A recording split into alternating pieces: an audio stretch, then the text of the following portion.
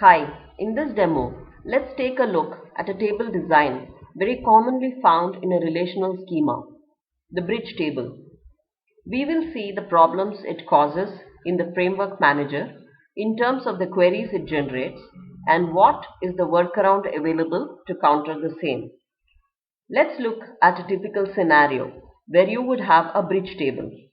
The accounts table depicts the banking accounts which contain the account balance and the product code.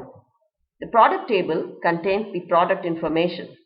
We have a customer master table, and each account could have multiple customers linked to it in terms of a primary or a joint customer which gets stored in the customer relationship table.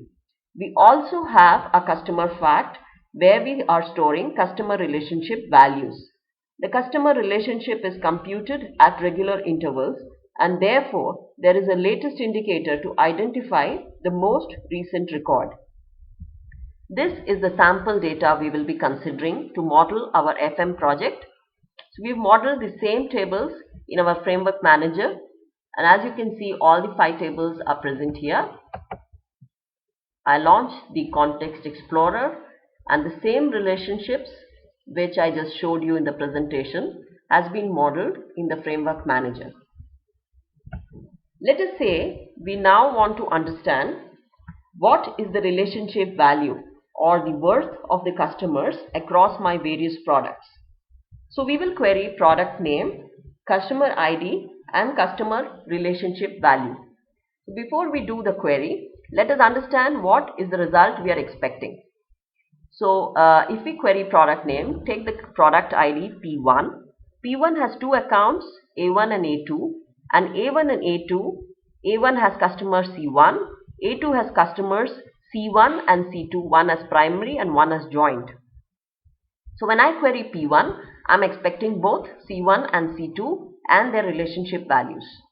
When I query P2, I find that there is only one account which is A3, and A3 is related to C2. So I'm expecting only one customer for P2, which is C2 with a relationship value of 29,000. So this is how our expected result looks. So we will now go ahead and query this from our business view. We see that the same tables have been modeled as model query subjects. So we will query customer ID, customer relationship value and product name here. When we test, we see that the actual results are not matching with the expected results, and we will go ahead and look at the query it generates.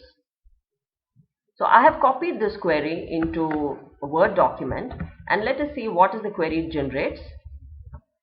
This is the first part of the query where it is querying from the F customer table, customer fact table, and as you can see, it is creating an ID from the customer ID column, and then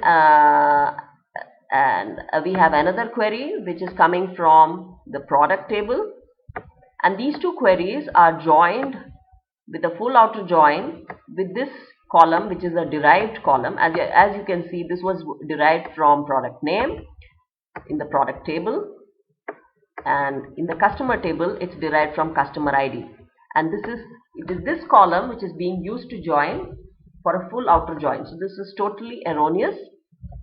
So we go back and let us see what is the workaround now.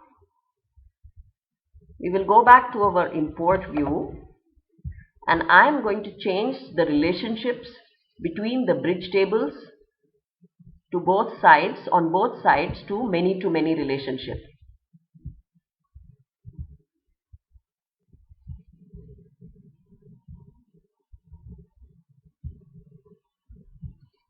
When we model this as many-to-many relationship, and we now query customer ID, customer relationship value and the product name, we will see what is the result it brings. So we have C1 with 50,000, C2 is 29,000 in savings senior, and C2 is 29,000 in super income.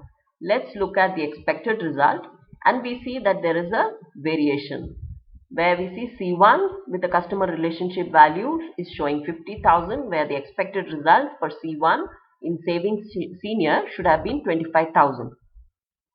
So let us look at the query that it is again generating, which I have copied it into my Word document. This is the query it now generates, right?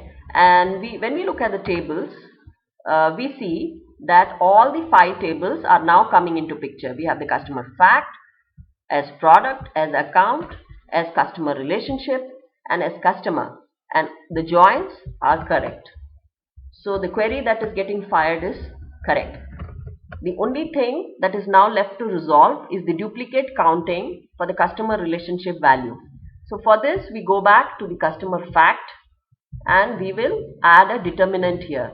We will add a unique determinant